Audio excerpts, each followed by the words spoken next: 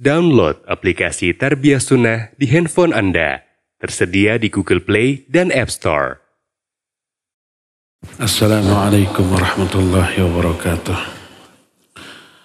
Alhamdulillah wassalatu wassalamu ala Rasulillah wa ala alihi wa ashabihi wa mawalah wa man tabi'ahum bi ihsanin ila yaumil qiyamah wa ba'd.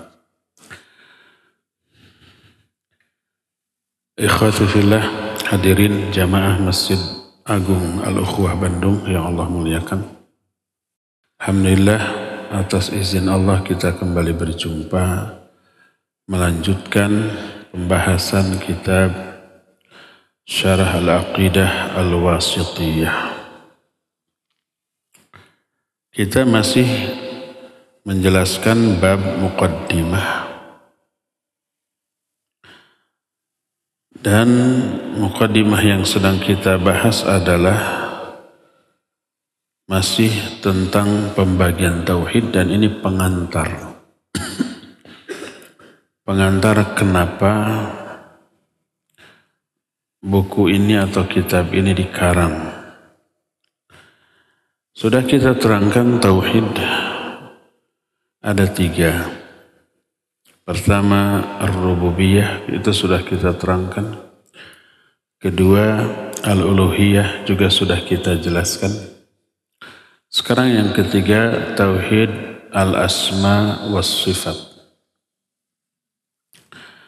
Tauhid jenis inilah yang banyak diperbincangkan oleh manusia. Dalam masalah ini, manusia kaum muslimin terbagi kepada 3 golongan dalam membahas asma dan sifat Allah. Golongan pertama, mumatsil. Mumatsil ini golongan yang menyerupakan Allah dengan makhluk.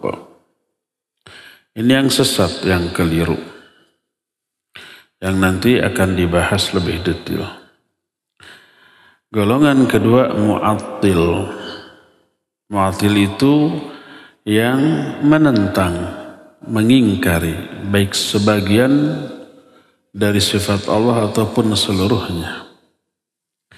Mu'attil ini ada 2 jenis. Imma mukadzib wa imma muharrif. Pertama, kenapa dia mengingkari asma Allah atau sifat Allah? Pertama, karena mendustakan ayat tentang sifat Allah. Yang kedua, muharrif, tidak mendustakan ayatnya diyakini, tapi ditahrif maknanya ditakwil, dirubah kepada makna lain. Berakibat sifat Allah yang diterangkan di dalam ayat tadi ditolak sifatnya, tidak ditolak ayatnya. Ini termasuk golongan mu'attil. Jadi golongan pertama mumatsil, ini keliru. Yang kedua mu'attil, ini juga salah. Ketiga mu'tadil. Mu'tadil itu yang adil, yang pertengahan, yang lurus, yang benar. Siapa mereka? Nanti akan dijelaskan. Kebid'ahan yang pertama kali muncul di tengah umat ini adalah bid'ah khawarij. Pentolannya sudah muncul di zaman Nabi SAW. Namanya Dzu Khuwaisirah dari Bani Tamim. Ketika Nabi SAW membagi-bagikan ghanimah ketika perang Hunain, maka ketika dibagi para mu'allaf yang baru masuk Islam, karena perang Hunain terjadi setelah Futuh Mekah. Mekah ditaklukkan, banyak orang musyrik penduduk Mekah yang masuk Islam. Lalu Nabi SAW pulang ke Madinah, banyak yang ikut penduduk Mekah ke Madinah. Baru masuk Islam berapa hari. Sampai di lembah Hunain mereka diserang. Terjadi perang Hunain, tapi berakhir kemenangan. Banyak ghanimah. Rasul SAW membagi ghanimah itu. Para mu'allaf yang baru masuk Islam ada yang diberi banyak, ada yang 100 ekor unta seorang. Sedangkan yang senior, yang sudah lama masuk Islam, sedikit. Ada seseorang yang disebut dengan Dzul Huwaisyirah dari Bani Tamim menyatakan, "I'dil ya Muhammad fa innaka la ta'dil." Berbuat adillah engkau wahai Muhammad, karena engkau tidak adil. Hadis ini diterima dari Abu Sa'id Al-Khudri, diriwayatkan oleh Imam Bukhari dan Imam Muslim. Sampai Nabi SAW tersinggung mengatakan, "Man ya'dil idza lam ya'dilillahu wa rasuluh." Siapa lagi orang yang bisa berbuat adil kalau Allah dan Rasulnya dianggap tidak adil? Lalu Nabi SAW menyatakan akan keluar dari tulang sulbi orang ini orang-orang yang banyak membaca Al-Quran tapi bacaannya tidak sampai ke melewati tenggorokannya. Mereka keluar dari Islam, dari agama seperti lepasnya anak panah dari busurnya. Khawarij.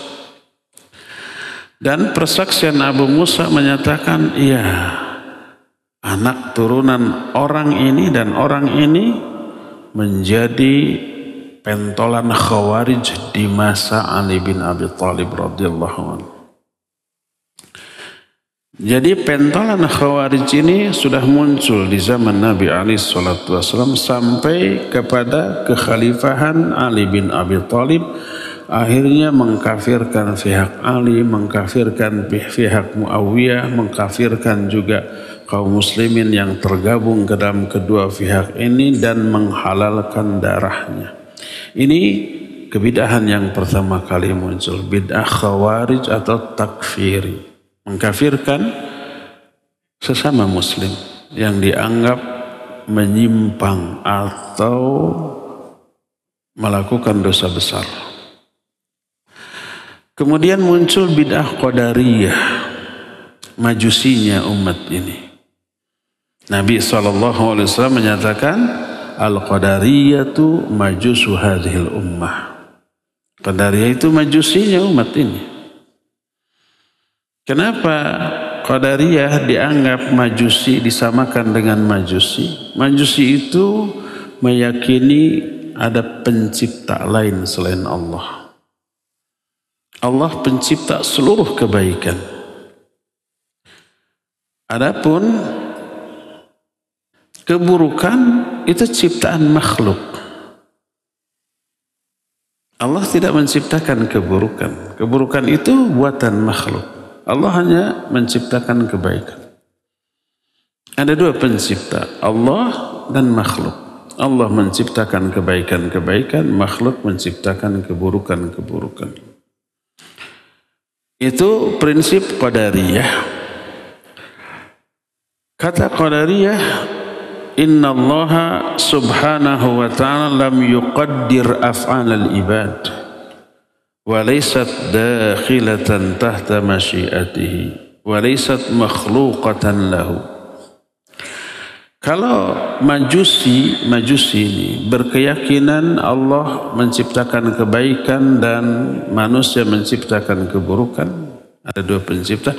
Kalau Qadariyah menyatakan Allah tidak menakdirkan perbuatan manusia.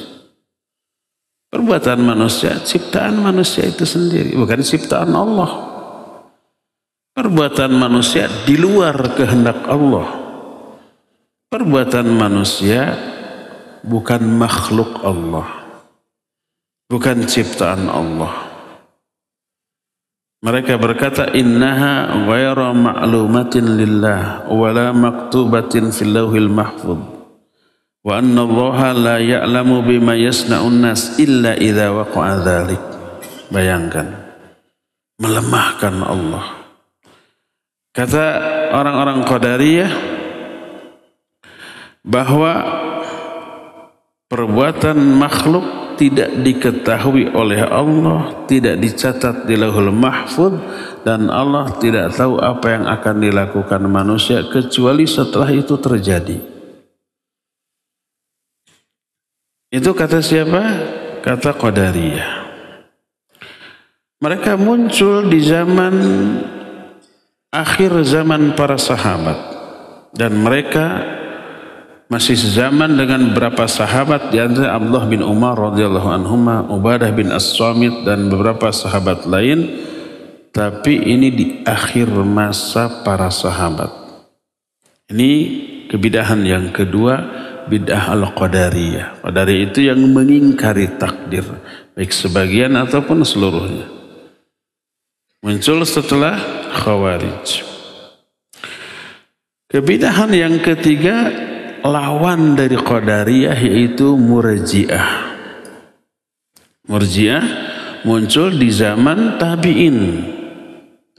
Apa itu Murji'ah? Mereka ekstrim lawan dari Khawarij.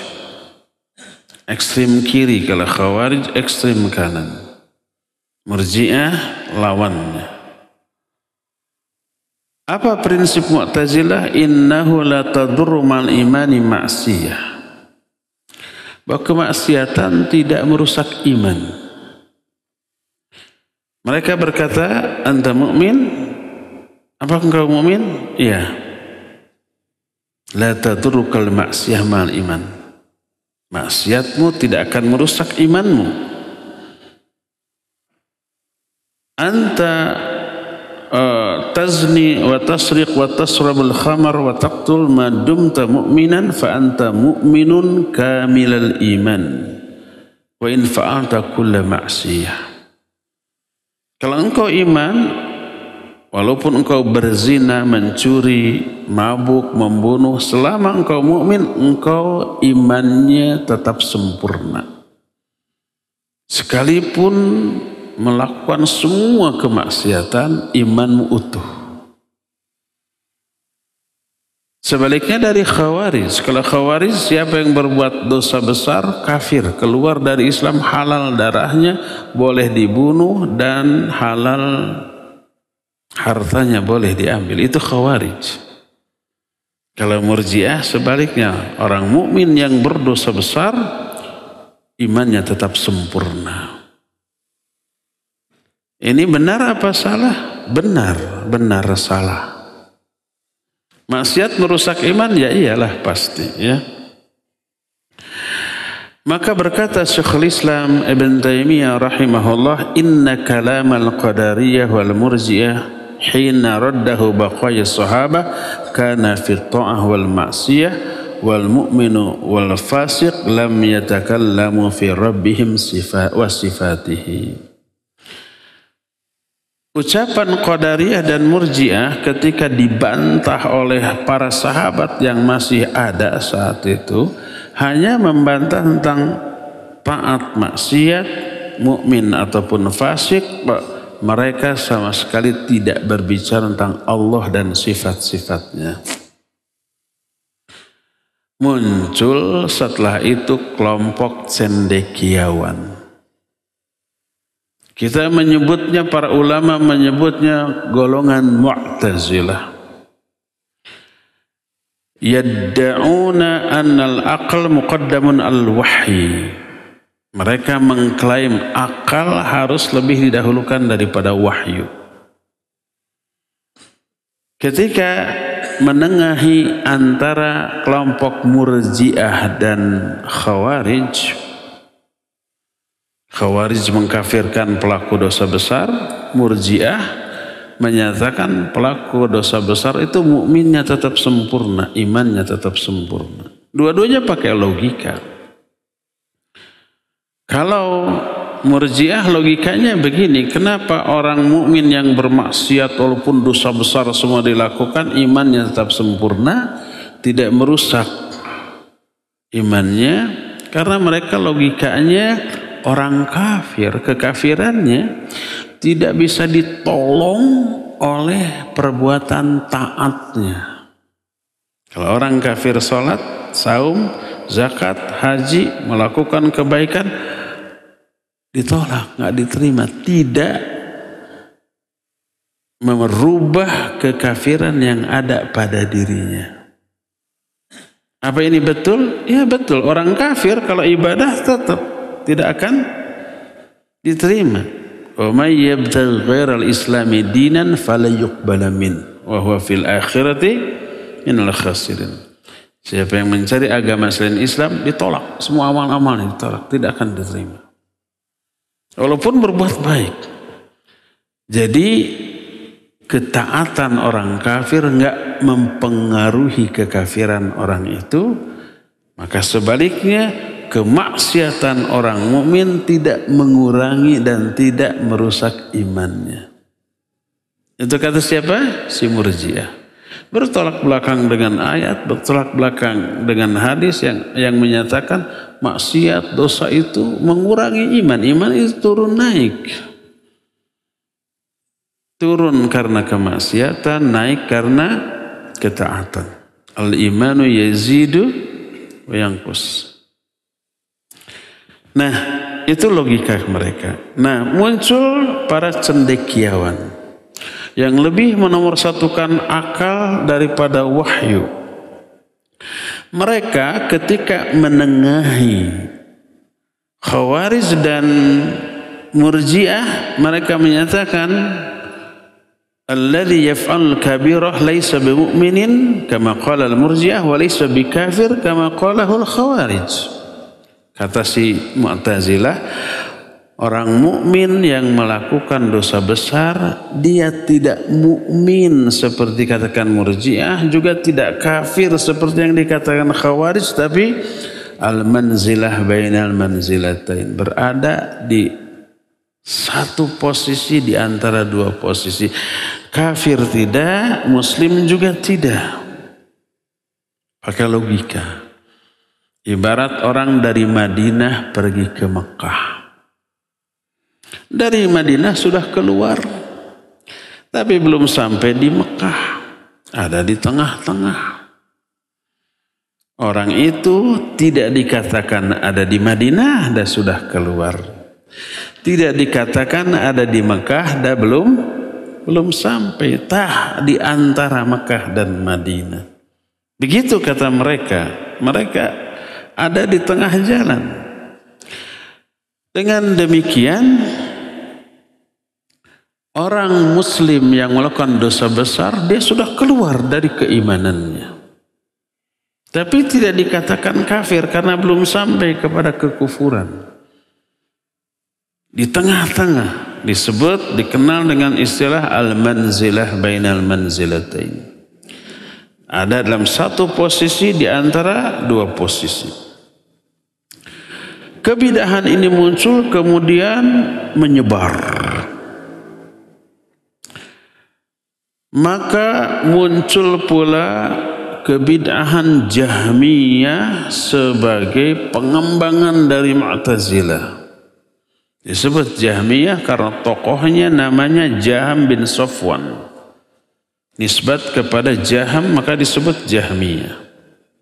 Muncul awalnya tidak berkaitan dengan nama dan sifat Allah Azza wa Jalla, tidak berkaitan mukmin atau kafir atau fasik, tidak berbicara tentang al-manzilah bainal manzilatain, tapi ini lebih berbahaya. Jahmiyah langsung berkaitan dengan zat Allah, tentang nama-nama dan sifatnya. Lihat, kebid'ahan muncul bertahap dari yang paling enteng, paling ringan, dari yang berkaitan dengan amalan perbuatan manusia sampai kepada perbuatan Allah Subhanahu wa Ta'ala. Si Jahmiyah ini memposisikan Khaliq di tempat makhluk, menempatkan Khaliq di posisi makhluk. Mereka ngomong seenaknya. Coba, mereka bilang harus menetapkan dengan akal, tapi hasil ketetapannya nggak masuk akal, nggak rasional, nggak logis, tidak realistis.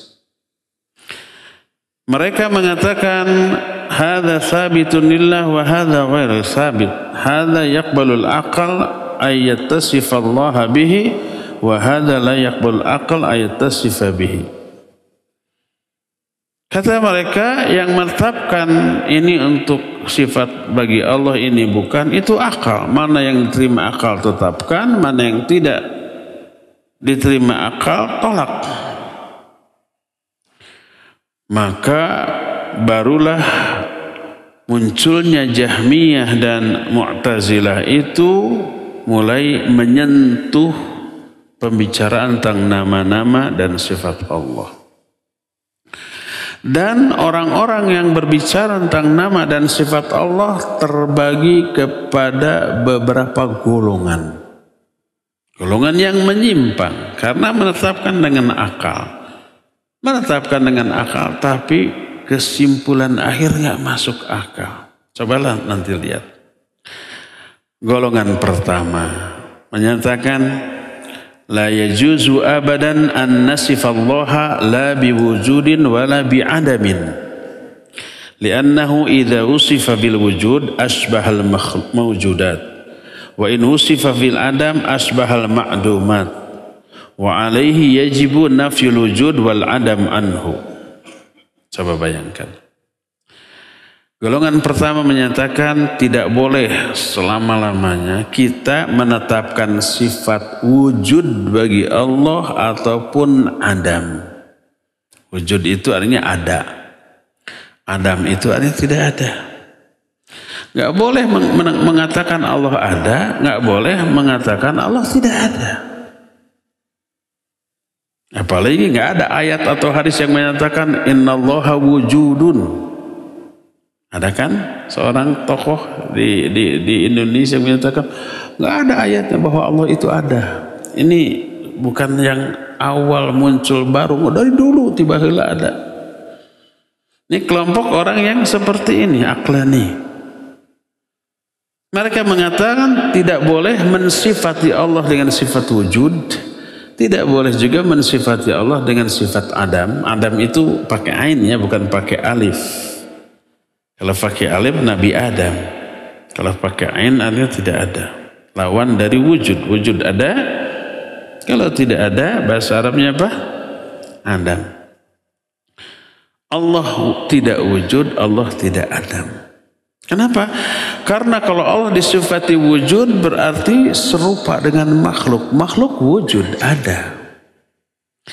Dan kalau Allah disifati Adam tidak ada, maka serupa dengan makhluk yang tidak ada.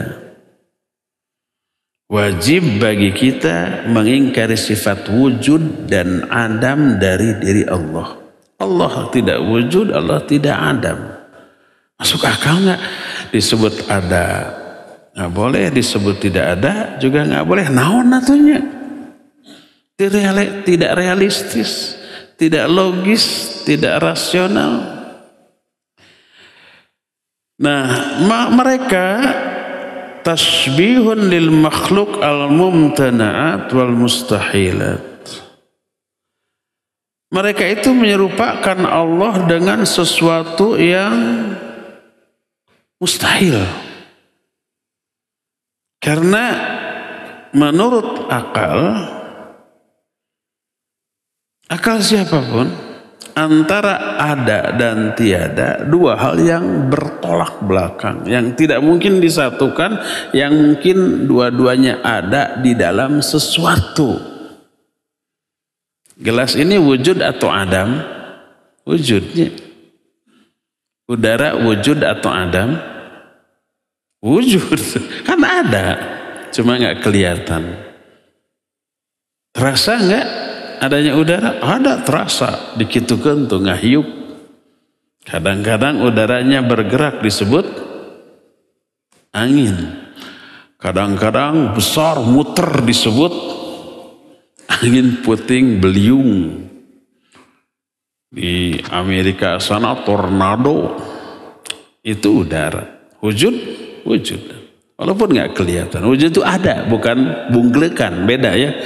Apa bahasa Indonesianya bungklekan? Bungklekan itu artinya terlihat. Kita bungklekan. Orang jahat disebut setan bungklekan. Setan yang terlihat. Ada setan yang tidak bungklekan? Ada jin. Ada tidak jin? Jin wujud atau tidak? Wujud, ada. Mana? Nggak kelihatan. Kok percaya? Pertama Allah yang beritahu, Rasulnya juga menjelaskan dalam Quran hadis. Ketiga, ada pengaruhnya keberadaan jin? Ada.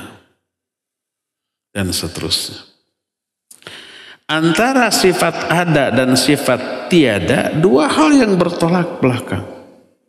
Nggak mungkin menyatu dua-duanya di dalam sesuatu. Kita wujud, tidak Adam. Contoh yang Adam apa? Contoh yang Adam dewa dewi, itu Adam. Ada dewa dewi yang disembah oleh orang-orang kelompok tertentu dengan nama ini, nama itu, dewa namanya ini tugasnya menciptakan, dewa namanya itu tugasnya menjaga, dewa namanya yang lain tugasnya merusak. Ada kan? Itu wujud apa Adam? Adam. Tidak ada. Ada dalam keyakinan orang lain peri. Di kita nggak ada. Itu Adam. Tidak ada. Khayalan. Adam. Tidak ada di ciptaan manusia. Khayalan manusia aja. Bukan ciptaan. Khayalan manusia. Tapi realitanya tidak ada. Itu Adam. Dewa Dewi Adam. Maka tidak wujud. Tidak ada. Jadi kalau Adam pasti tidak wujud. Kalau wujud berarti tidak ada. Nggak mungkin sesuatu wujud tidak, Adam juga tidak. Apa itu istilahnya ya? Nah, jadi akal manusia manapun tidak bisa menerima hal ini. Lalu bagaimana mereka bisa mengklaim bahwa itu produk akal? Inilah golongan yang pertama. Jadi golongan yang pertama ini menyatakan tidak boleh kita ini menetapkan sifat bagi Allah dan tidak boleh juga menafikan. Itu yang pertama. Golongan kedua, nah ini sebaliknya dikit, bukan sebaliknya, agak sedikit berbeda. Wa qismun akhar qalu nasifuhu bin nafi wala nasifuhu bil itsbat. Coba liur dah tuh. Kita mensifati Allah dengan sifat nafi, tapi tidak boleh mensifati Allah dengan sifat itsbat. Membahas ini tuh harus mikir. Kalau nggak mikir, nggak akan kepikiran. Mikir aja kadang-kadang nggak ketangkap. Coba kalimat ini. Kita mensifati Allah hanya dengan sifat nafi. Tidak boleh mensifati Allah dengan sifat itsbat. Apa maknanya? Mensifati Allah dengan sifat nafi itu artinya ya menolak beberapa sifat buruk dari diri Allah, tapi tidak menetapkan sifat yang sebaliknya dari sifat buruk tadi. Contoh, harus dikasih contoh. Kalau nggak dikasih contoh, liar. Kita tidak mensifati Allah dengan sifat hayyun. Apa arti hayyun? Apa arti hayyun? Hidup. Lawannya apa? Mati. Kita tidak mensifati Allah bahwa Allah itu hidup. tapi kita menafikan sifat mati dari diri Allah. Allah itu tidak mati. Tapi jangan dikatakan Allah itu hidup. Allah tidak alim. Allah tidak jahil, tidak. Lawan jahil apa? Alim. Allah tidak jahil, tapi jangan dikatakan Allah itu alim. Allah itu tidak zalim, tapi jangan dikatakan Allah itu adil. Coba bayangkan. Apa masuk akal? Demikianlah mereka menolak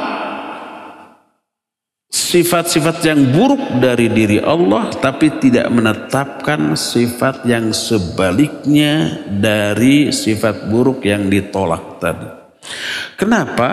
Karena sifat-sifat yang baik yang tidak mereka tetapkan untuk diri Allah adalah sifat yang dimiliki makhluk.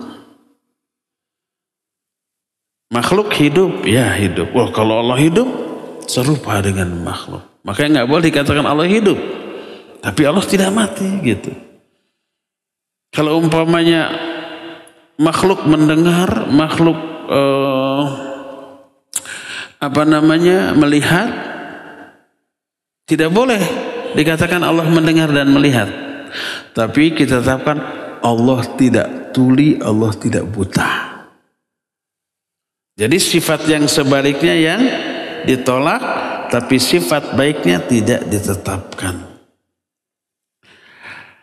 Nah, kalau umpamanya dikatakan kepada mereka, bukankah Allah menerangkan tentang dirinya, innallaha sami'un basir, Allah maha melihat, Allah maha mendengar. Itu sifat Allah. Bukankah Allah mendengar, Allah melihat, dan itu sifat Allah? Mereka menjawab, hadza min babil idhafat, bima'na nusiba ilaihi sam'u la li'annahu muttasifun bihi walakin li'anna lahu makhluqan yasma'u fahuwa min babil idhafat fasami'un yakni laisa lahu sam'un lakin lahu masmu'. Kata mereka ini dalam rangka menjelaskan penyandaran. Artinya mendengar disandarkan kepada Allah, tapi tidak menjadi sifat bagi Allah. Allah mendengar ya, tapi bukan menjadi sifat. Coba liar apa tidak? Maka Allah mendengar tapi tak punya pendengaran. Allah melihat tapi tak punya penglihatan. Allah berbicara tapi tak punya alat-alat berbicara. Intinya Allah itu tidak memiliki sifat yang baik, tapi sifat buruk wajib ditolak dari diri Allah. Ini kelompok kedua. Apa masuk akal? Nggak masuk akal juga. Kalau Allah mendengar tanpa pendengaran, dengan apa Allah mendengar? Kalau Allah melihat tanpa penglihatan, dengan apa Allah melihat? Padahal Allah menyatakan Allah punya mata. Iya. Tajri bi a'yunina. Si perahu itu berlayar dengan pandangan mata kami. Allah menyatakan Allah memiliki mata. Ya. Cuma mata Allah berbeda. Tidak ada yang sama dengan mata makhluk manapun. Jangankan Allah dengan makhluk, makhluk dengan makhluk, matanya sama? Tidak sama. Mata manusia ya semua sama. Coba dengan mata binatang. Binatang dengan binatang sudah berbeda. Congcorang naon bahasa Indonesia? Simut. Serangga. Belalang. Punya mata? Punya. Lalat. Punya mata? Sama dengan mata kita? Beda. Apanya yang beda? Semuanya. Bentuknya, ukurannya, bahannya, mungkin fungsinya. Fungsinya juga beda. Cara melihatnya beda. Itu makhluk dengan makhluk. Apalagi makhluk dengan khalik pasti berbeda segala-galanya. Jadi, tapi wajib kita menisbatkan Allah punya mata karena Allah menetapkan hal itu dalam Al-Quran. Cuma laisa kamitslihi syai'un, mata Allah tidak ada yang sama dengan mata makhluknya. Inilah golongan yang kedua. Golongan yang ketiga, ini yuthbitu lahul asma' duna sifat wa haula humul mu'tazilah alladzina asbatu asma Allah qalu inna Allah sami'un basirun qadirun alimun hakimun lakin qadirun bila qudrah sami'un bila sam' basirun bil basar alimun bila ilmin hakimun bila hikmah. Kelompok ketiga menyatakan mereka menetapkan nama-nama bagi Allah, tapi nama itu tidak mengandung sifat. Maka mereka berkata, Allah Sami', Allah Basir, Allah Qadir, Allah Alim, Allah Hakim, tapi Sami'un bila sam', Basirun bila basar, Alimun bila ilmin, Hakimun bila hikmah. Allah itu mendengar, Allah itu melihat, Allah itu berkuasa, Allah itu mengetahui, Allah itu maha hakim, tapi mendengar tanpa pendengaran, melihat tanpa penglihatan, mengetahui tanpa ilmu, hakim tanpa hikmah. Jadi hanya nama, sifatnya tidak. Jadi nama maha mendengar, maha melihat, maha berbicara, maha mengetahui, itu sekedar nama bagi Allah. Kenapa? Karena kalau dikatakan Allah mendengar, Allah melihat, sama dengan makhluk. Makhluk mendengar, makhluk melihat. Bahkan lafadznya sama. Innallaha kana sami'an basira. Allah itu maha mendengar, maha melihat. Waja'alnahu sami'an basira. Allah menjadikan manusia mendengar dan melihat. Sama tuh, makanya nggak boleh disamakan. Allah nggak sama dengan makhluknya. Kalau makhluk melihat, Allah tidak melihat. Kalau makhluk mendengar, Allah tidak mendengar.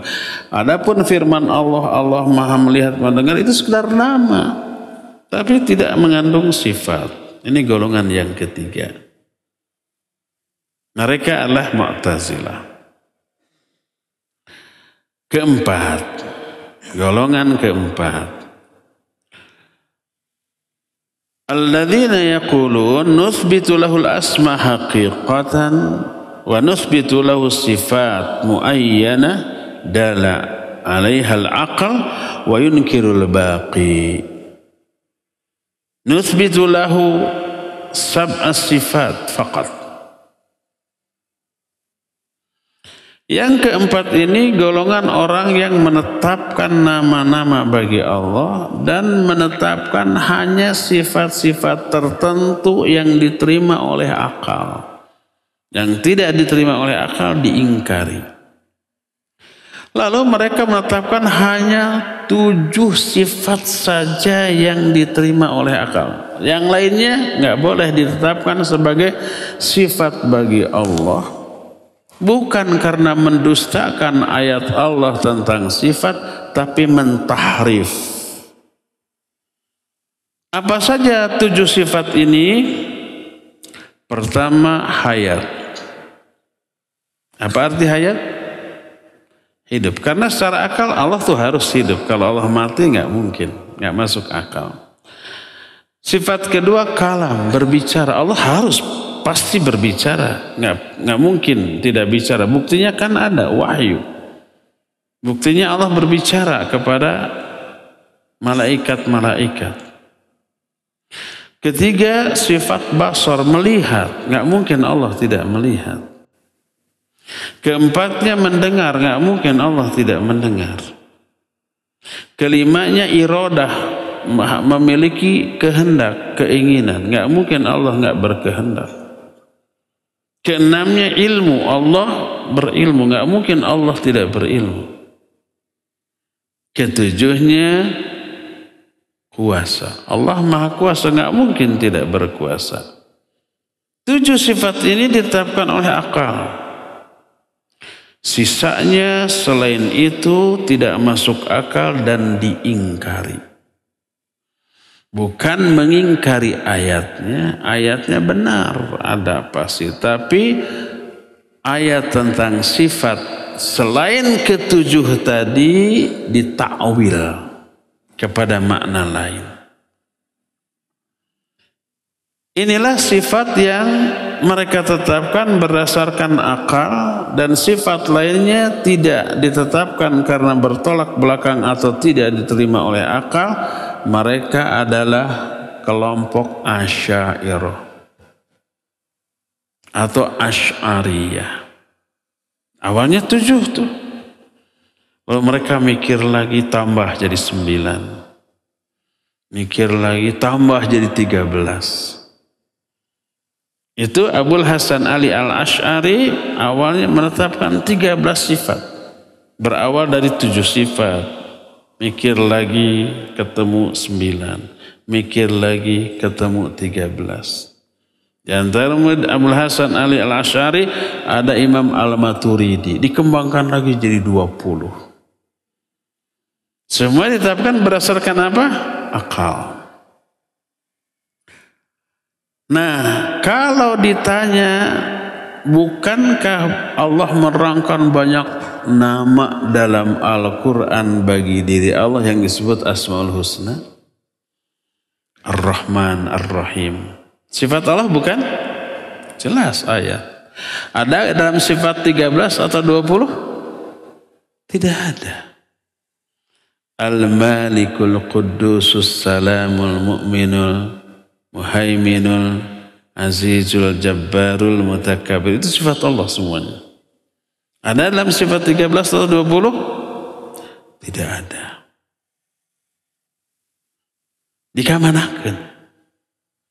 Dikemanakan. Jadi mereka menetapkan sifat bagi Allah berdasarkan akal. Oh, Allah itu harus ada. Tadinya tidak ada. Wujud ini tidak ada. Yang ada hanya 7 tadi. Hayat, kalam, basor, sami, gitu ya. Iradah, kemudian alim, kemudian qadir. Mikir lagi, oh Allah harus wujud. Allah harus qidam. Allah harus baqa. Ada lahir, wujud, qidam, baqa, mukhalafatul hawadithi, qiyamuhu binafsihi, wahdaniyah, qudrah, iladah, ayat, dan seterusnya. Nah, sampai 13. Masih hafal kan? Ar-Rahman, Ar-Rahim kemana? Al-Malik, Al-Qudus, As-Salam, Al-Mu'min, Al-Muhaimin, Al-Jabbar, dan seterusnya. Mana? Nggak ada. Dikemanakan? Kata mereka sudah tercakup dalam salah satu di antara ke-13 ini. Karena sesuatu zat yang umpamanya hayat, berilmu, itu harus Rahman dan Rahim. Padahal tidak nyambung ya. Tidak semua orang yang sesuatu yang hidup dan berilmu itu Rahman Rahim. Ada yang hidup berilmu tapi kasar, tapi galak, tapi jahat, ada? Ya, di kalangan makhluk ada. Realita ada. Jadi antara Rahman dan Rahim tidak ada hubungannya dengan hayat. Tidak ada hubungannya dengan mendengar, melihat. Mungkin sesuatu yang hidup, yang berbicara, yang mendengar, yang melihat, tapi tidak Rahman, tidak Rahim, mungkin tidak nyambung. Jadi Rahman dan Rahim tercakup di dalam nama yang mana? Itu karena mereka menetapkan dengan akal, akhirnya tidak masuk akal juga.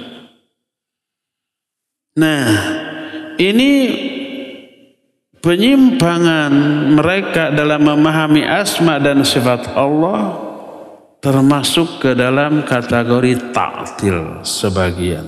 Ta'til itu mengingkari. Ta'til itu meniadakan. Walaupun yang ditiadakan sebagian. Sebagian ditetapkan tapi berdasarkan akal. Bahkan yang tidak menjadi sifat Allah ditetapkan sebagai sifat Allah seperti wujud. Ya, ada ayat hadis yang menyatakan Allah itu wujud. Itu bukan sifat Allah. Tapi apakah Allah ada? Ada. Itu sudah tercakup dalam huwal awwalul akhir wal zahir wal batin. Allah yang awal, Allah yang akhir, Allah yang zahir, Allah yang batin.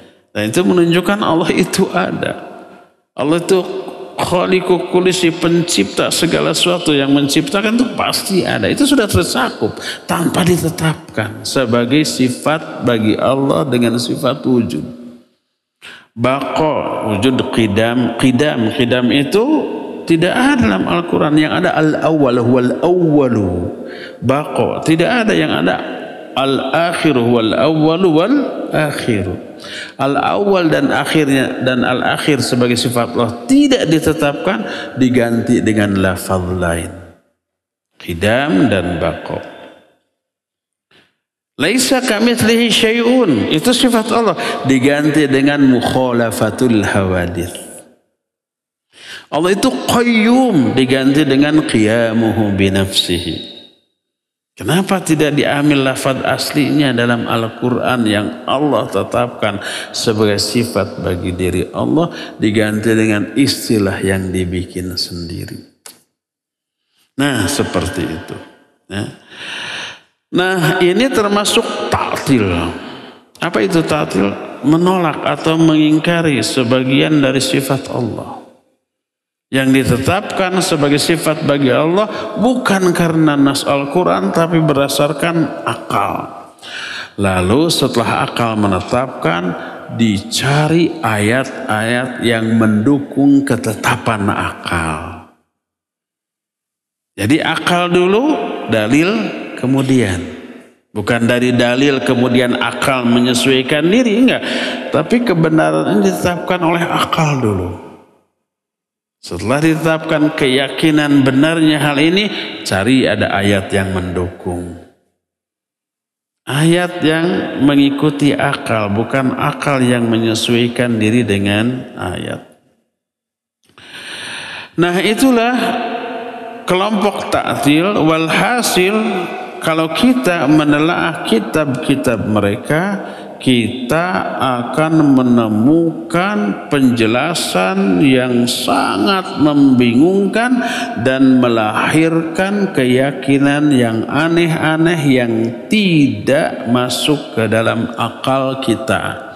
Padahal mereka mengklaim mendahulukan akal. Seperti tadi, tidak mensifati Allah dengan wujud, tidak mensifati Allah dengan adam. Naon atau tadi Allah maha mendengar, Allah itu sami tanpa pendengaran, Allah maha melihat tanpa penglihatan, Allah maha kuasa tanpa memiliki sifat kekuasaan. Itu kan tidak masuk akal dan tidak realistis. Perumpamaan mereka ibarat orang yang tidak memiliki cahaya alias orang yang tidak melihat, bisa melihat alias buta. Maka walaupun berada di bawah sinar matahari yang terang benderang, maka orang buta tidak merasakan adanya manfaat dari cahaya itu. Tetapi lebeng blank, tidak melihat apapun. Itu bagi orang yang buta mata jasmaninya, mata raganya. Demikian juga orang yang Allah butakan mata hatinya, diberi penjelasan ayat hadis yang gamblang dan jelas, mereka tidak bisa memahami, menerima dan menemukannya. Maka berkata Syekh Muhammad Shalih Al-Utsaimin rahimahullah, "Man lam yaj'alillahu lahu nuran fama lahu min nur. Alladhi a'ma Allahu basiratahu kalladhi a'ma Allahu basarahu, fakama anna a'mal basar law waqa'a amama syams law waqafa amama syam allati taksiru nurul basar lam yaroha, fakadzalika man a'ma Allahu basiratahu law waqafa amama anwaril haq ma ra'aha wal iyadzu billah." Siapa orang yang tidak diberi cahaya oleh Allah, dia tidak akan terterangi. Orang yang mata hatinya dibutakan oleh Allah karena kesesatannya, taubahnya seperti orang yang mata fisiknya dibutakan. Maka seandainya dia berada di tengah matahari yang terik, yang terang benderang, segala yang ada yang jelas tidak bisa mereka lihat. Demikian pula orang yang Allah butakan mata hatinya, seandainya diberi cahaya wahyu penjelasan dari ayat dan hadis yang gamblang, mereka tak akan bisa menemukan dan melihat kebenaran. Oleh karena itu kita bermohon kepada Allah Azza wa Jalla agar Allah menuntun kita kepada cahaya yang terang benderang, sehingga bisa melihat kebenaran dengan gamblang. Tapi alhamdulillah, mabtada'a ahadun bid'atan illa qayyadallahu lahu bimannihi wa karamihi may yubayyinu hadhil bid'ah wa yudhiduha bil haqq. Tapi alhamdulillah, tidaklah seseorang memunculkan satu kebid'ahan kecuali Allah akan bangkitkan karena karunia dan kemuliaan Allah orang yang akan menjelaskan kebid'ahan itu dan akan membongkar bobrok dan borok-boroknya. Dan ini termasuk jaminan Allah dalam Al-Quran. Allah menyatakan, Inna nahnu nazzalna dzikra wa inna lahu lahafidun. Kami yang telah menurunkan Al-Quran. Termasuk kami yang telah menurunkan Al-Islam. Kami juga yang akan menjaganya. Menjaga kemurniannya dari campuran, dari penyimpangan yang dilakukan oleh orang-orang yang menyimpang. Di antara cara Allah memelihara az-zikr Al-Quran atau agama ini adalah Allah jadikan para nabinya, termasuk Nabi terakhir Muhammad SAW sebagai penghujung para nabi, para rasul. Dan risalah ini harus tetap ada abadi dalam kemurniannya sampai masa yang Allah tetapkan. Untuk itu Allah utus seusai Nabi wafat meninggalkan kita, Allah utus para mujaddid di setiap penghujung abad melakukan tajdid. Apa itu tajdid? Bahasa kita pembaharuan. Tajdid itu bukan melahirkan ajaran baru. Kalau melahirkan ajaran baru bukan tajdid tapi bid'ah. Tajdid itu mengembalikan umat yang pemahaman dan keyakinan sudah melenceng jauh dari ajaran Nabi, dikembalikan kepada ajaran semula yang murni dari Nabi dan para sahabatnya. Itu tajdid. Maka tak ada satupun kebidahan yang muncul di muka bumi kecuali Allah akan utus orang-orang yang akan menjelaskan penyimpangan itu dengan semua risikonya. Para nabi aja risikonya mati, nyawanya diancam, tapi Allah lindungi. Ada nabi yang sampai terbunuh? Iya, ada. Ada nabi yang diperangi mau dibunuh, termasuk Nabi Muhammad SAW. Mau diperangi mau dibunuh, tapi alhamdulillah Allah lindungi. Nah, salah satu di antara bentuk kebidahan ini adalah kebidahan dalam hal asma dan sifat Allah Azza wa Jalla. Maka muncul inisiatif dari para ulama untuk menjelaskan kebidahan ini agar orang tahu dan ditinggalkan. Lalu dijelaskan pemahaman yang benar sesuai Quran Sunnah dalam hal asma dan sifat Allah. Lahirlah kitab-kitab tentang asma dan sifat Allah. Salah satu di antara orang yang dengan gigih menjelaskan penyimpangan orang-orang dalam hal asma dan sifat dan menuntun mereka kebenaran adalah kitab yang akan kita bahas. Al-Aqidah Al-Wasithiyah, susunan Syekhul Islam Ibn Taimiyah rahimahullah dengan syarahnya dari para ulama. Ini sekali lagi baru muqaddimah, belum sampai kepada isi dari kitab Al-Aqidah Al-Wasithiyah. Tapi ini adalah pertemuan terakhir kita membahas muqaddimah. Mulai pertemuan yang akan datang kita masuk kepada isi dari kitabnya. Jadi terakhir itu muqaddimah, pengajiannya masih lama, tahunan lagi, meureun kalau ada umurnya. Tapi mulai pertemuan yang akan datang kita mulai masuk kepada isi aqidah wasithiyah. Untuk sekarang cukup sampai di sini saja. Dan kita masih punya sisa waktu kira-kira 15 menit lah untuk bertanya jawab. Apabila ada pertanyaan dipersilakan. Wassallallahu ala nabiyina Muhammadin wa ala alihi wa ashabihi wasallam. Assalamualaikum warahmatullahi wabarakatuh. Waalaikumsalam warahmatullahi wabarakatuh. Apaan Pak Ustadz mau tanya mengenai sifat Allah yang maha berkehendak Pak Ustadz, yang mungkin ya terutama buat ana dan semuanya tentang takdir Pak Ustadz. Allah itu menetapkan takdir seseorang itu 50.000 tahun sebelum alam semesta diciptakan Pak Ustadz ya. Nah ini yang pikiran saya, bagaimana kita memikirkan bahwa takdir kita itu menjadi penghuni neraka gitu. Allah menakdirkan, apakah itu bisa dirubah dengan ikhtiar. Barakallahu fiik. Waalaikumsalam warahmatullahi wabarakatuh. Ya, apakah takdir bisa dirubah dengan ikhtiar dan doa? Kalau kita, jangan kitalah ya na'udzubillah. Kalau seorang ditakdirkan masuk neraka, apakah dia bisa merubah menjadi ahli surga? Gitu.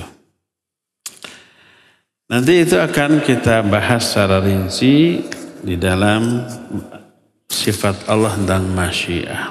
Tapi intinya begini. Hadis yang sahih menyatakan innallaha khalaqal jannah wa khalaqalaha ahlaha faqala wa la ubali. Wa khalaqan nar wa khalaqalaha ahlaha faqala wa la ubali. Allah menciptakan surga dan menciptakan calon-calon penghuni surga. Dan Allah berkata, aku tidak peduli. Allah juga menciptakan neraka dan menciptakan calon-calon ahli neraka. Dan aku tidak peduli, kata Allah. Apakah manusia semua termasuk kita sudah ditakdirkan ke surga atau ke neraka? Iya. Terus bagaimana kalau orang ditakdirkan ke neraka, tapi di dunia ahli ibadah, taat. Ngapain itu ibadah, ketaatan, amal soleh kalau berakhir di neraka? Itu kan? Bisa nggak ibadah, amal soleh merubah takdirnya jadi ke surga?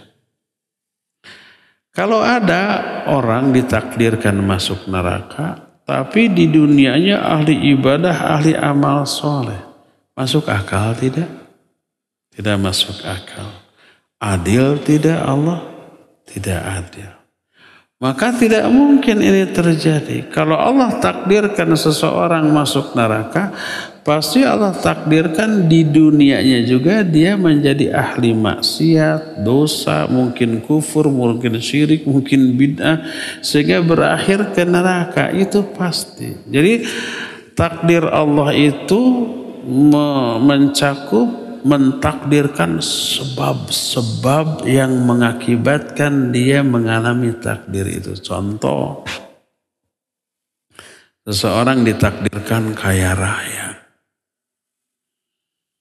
Allah tidak akan mentakdirkan jalan hidup orang ini bodoh malas. Gak mau belajar, gak mau bekerja, diem saja tapi kaya. Ujug-ujug bruk emas dari langit. Apa begitu? Enggak mungkin. Allah akan takdirkan dia dan Allah mudahkan bagi dia untuk belajar ilmu. Berusaha giat dan Allah mudahkan jalan-jalan. Akhirnya dapat pekerjaan, dapat penghasilan, dapat uang, kaya.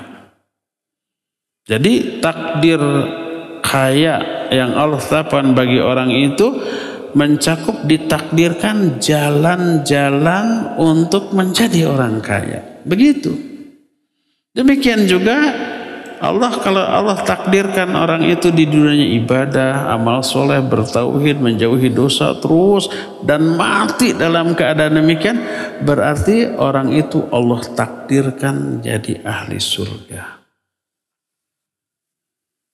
Nah, berdasarkan hal itu kalau seseorang tadinya ahli maksiat terancam neraka kan? Dia tidak mau menjadi ahli neraka.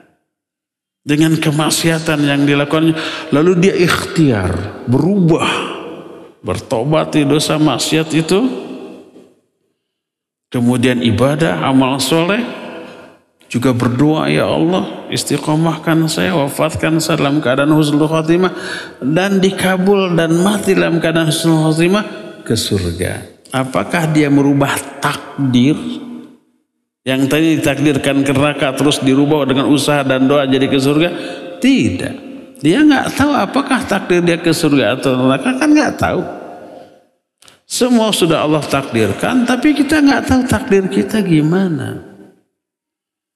Oleh karena itu, itulah takdir dia. Awalnya Allah mentakdirkan dia jadi ahli maksiat, dosa dan seterusnya. Lalu Allah takdirkan dia tobat. Lalu Allah takdirkan dia berdoa. Lalu Allah takdirkan dia berusaha, berikhtiar. Dan Allah takdirkan mematikan dalam keadaan husnul khatimah. Lalu Allah takdirkan ke surga. Itulah takdir dia. Dia tidak merubah takdir. Tapi itulah takdir dia. Ya. Demikian. Wallahu a'lam bishawab. Nanti lebih rinci lagi akan kita kaji ketika membahas itu. Hampir 10 menit satu pertanyaan juga. Tersisa waktu 6 menit lagi. Dari emak-emak dulu. Bismillahirrahmanirrahim. Assalamualaikum warahmatullahi wabarakatuh. Waalaikumsalam warahmatullahi wabarakatuh. Izin bertanya Ustaz. 1. Ada seorang ibu usianya di atas 60 tahun. Ingatannya lup-lep. Sehingga beliau tidak mengerjakan sholat 5 waktu. Yang ditanyakan, apakah ibu itu sudah bisa dikatakan pikun? Iya, itu pikun.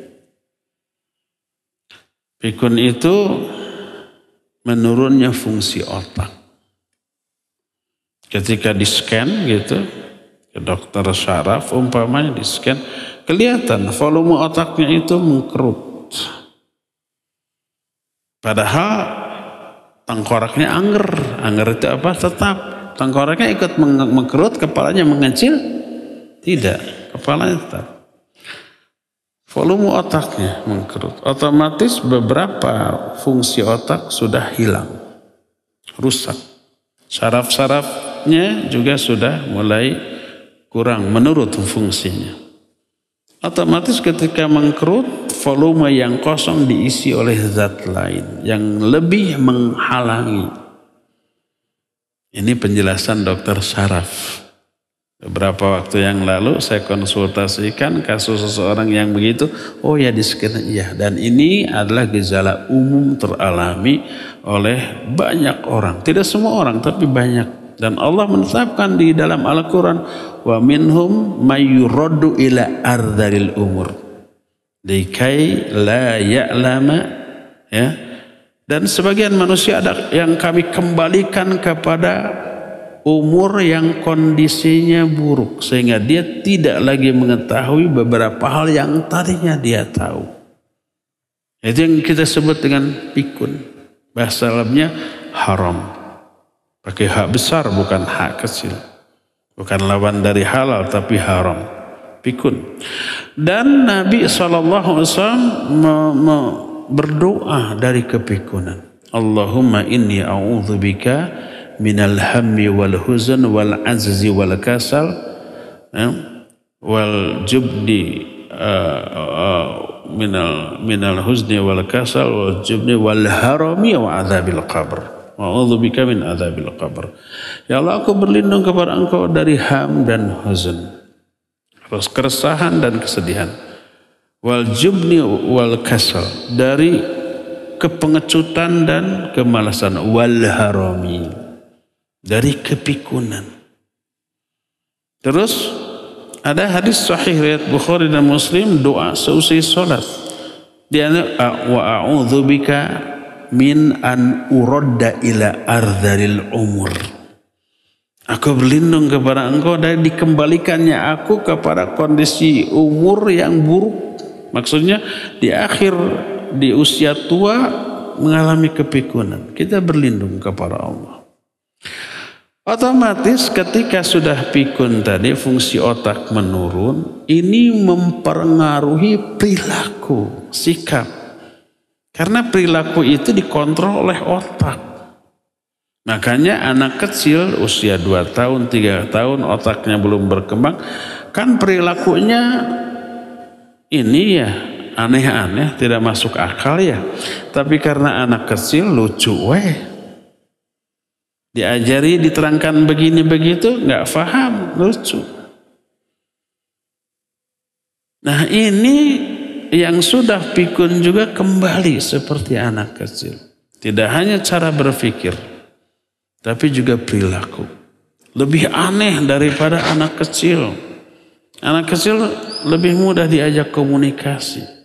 Dan kalau mereka tidak paham, ngerti, tidak malu, cukup geleng kepala, nggak paham gitu, dan kita memakluminya. Tapi kalau orang tua sudah tua, tadinya banyak hafalan, banyak pengetahuan, banyak tahu ini itu, tiba-tiba jadi tidak tahu, ini beda, tidak lucu lagi. Kalau kita tidak ingat kepada ini, bisa-bisa kesel, kehul, marah, emosi. Masa kakek-kakek, nini-nini gitu menyebalkan melebihi anak kecil. Nah, menghadapi yang seperti itu, perlakukan orang ini seperti memperlakukan anak kecil. Dimaklumi kalau dia mengatakan hal yang tidak masuk akal. Jangan anggap dewasa, anggap anak kecil 2-3 tahun. Sehingga kita memaklumi, anggapnya anak kecil lucu gitu. Ya. Nah, sering kali sudah sampai pada taraf itu, hafalan hilang. Tak mustahil Al-Fatihah juga enggak hafal. Surat-surat yang dulu hafal pada lupa. Bahkan sholat pun tidak tahu ini sholat apa, berapa rakaat, bagaimana cara sholatnya. Saya pernah menyuruh seseorang, awasi ini, orang ini sudah pikun, awasi sholatnya gimana, benar nggak? Kalau saya kan harus ke masjid, diawasi, laporan, nggak benar sholat, dari berdiri langsung sujud, terus hanya 1 rakaat, sudah, padahal itu sholat maghrib. Ketika ditanya, tahu ini sholat apa? Sholat apa nggak tahu. Oh ini maghrib, berapa rakaat? Sabarannya 3. Oh iya 3. Ya, kalau sudah sampai pada taraf itu, maka sudah terangkat kolam. Rufi'al kolam an 3. Diangkat kolam dari 3 orang. Salah satunya wa anil majnuni hatta yafiqa. Dari orang yang majnun. Majnun jangan diartikan hanya gila. Majnun itu orang yang otaknya tertutup. Berasal dari kata jannah. Jannah itu sesuatu yang menutupi. Jin disebut jin karena junna angka. Tertutup dari dirimu, tidak kelihatan. Janin disebut janin, bayi. Ya, kenapa? Karena tidak kelihatan. Terhalang oleh perut.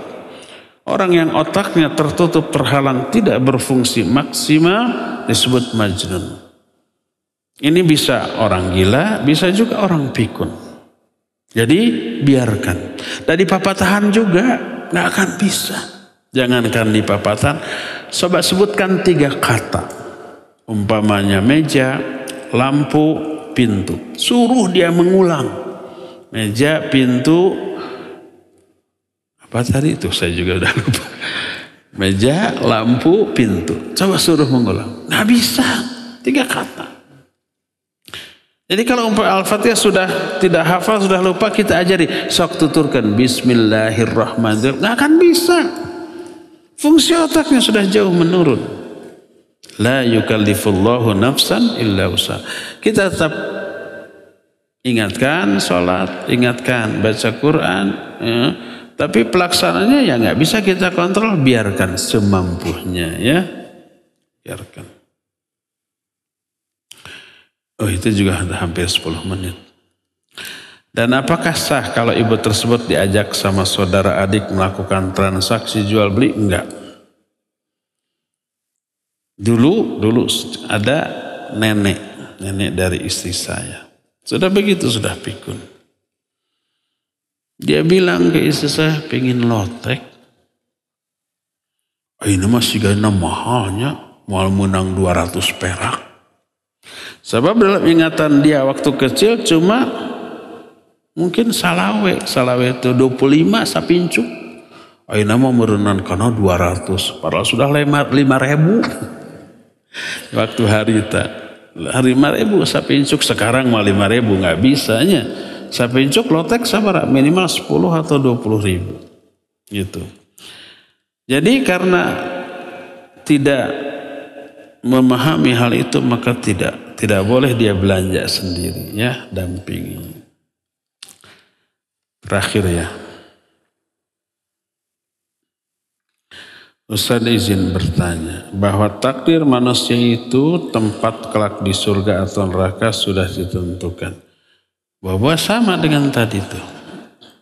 Sehati. Kemudian untuk perbuatan makhluk juga sudah ditakdirkan. Jika seorang ditakdirkan masuk neraka, apakah itu tidak berarti bahwa manusia tidak bisa menolak terhadap apa yang Allah takdirkan untuknya? Jadi apakah manusia yang telah ditakdirkan masuk neraka tersebut akan sia-sia saja dalam hidupnya? Ya sama ya. Jadi begini. Kalau Allah mentakdirkan keburukan bagi seseorang, sampai katakanlah waliyadzubillah ditakdirkan masuk neraka, itu karena keadilan Allah, bukan karena kesewenang-wenangan Allah, bukan karena kezaliman Allah kepada makhluk yang Allah takdirkan ke neraka, bukan. Wajib diyakini keadilan Allah. Sebagai ilustrasi, sebenarnya saya sering jelaskan tapi nggak apa-apa diterangkan lagi. Jangankan Allah itu, kita manusia kalau umpamanya memberi hukuman, memberi nilai yang buruk, itu bukan karena zalim, bukan karena benci. Tapi pasti ada alasan. Guru, muridnya banyak. Disayangi semua. Apakah nilai yang diberikan guru kepada muridnya sama? 8 semua? Tidak. Ada yang 10, ada yang 9, 6, 4, 0 juga ada. Itu karena apa? Karena prestasi si murid. Dan prestasi mereka karena ikhtiar dan usaha mereka. Akhirnya si guru menetapkan, kamu 10, kamu 4. Apakah yang 4 ini guru zalim? Tidak, adil. Pasti adil, pasti ada alasan kenapa si guru memberi nilai 4. Pasti ada alasan. Pokoknya karena soalnya dari soal 10 salah 6, jadi kasih 4. Pasti ada alasan. Ada murid yang dipuji, dikasih hadiah. Ada murid yang dihukum. Dihukumnya kadang disetrap, ya disetrap dan dihukum. Kadang disuruh berdiri di depan, kadang disuruh dijemur. Ada kan zaman baheula mah ada, zaman saya dijemur. Sekarang mah jangan coba-coba, bisa dilaporkan ke polisi. Ada disuruh ngoset WC gitu kan. Ada yang di penjara di sekolah. Di ma'had kita ada penjara tuh. Kalau santri udah bandel gini di penjara. Penjaranya gimana? Disimpan di sebuah ruangan kamar, tapi ada AC, ada WC-nya, makan dikasih, nggak boleh keluar kecuali untuk sholat dan untuk belajar. Selain itu main nggak boleh. Ada tuh hukum.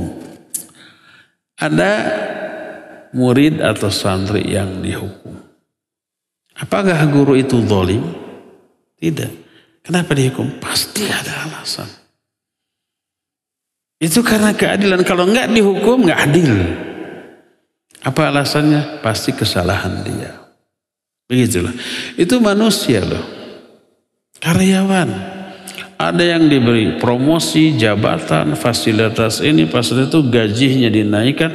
Ada yang tetap, ada yang diturunkan, ada yang di SP, ada yang dipecat. Zalim nggak sih bos? Tidak zalim. Adil. Yang diberi promosi, pangkat, fasilitas pasti karena prestasi, karena usaha, karena amalnya. Yang diberi SP pasti juga karena amalnya yang salah. Yang dipecat apalagi.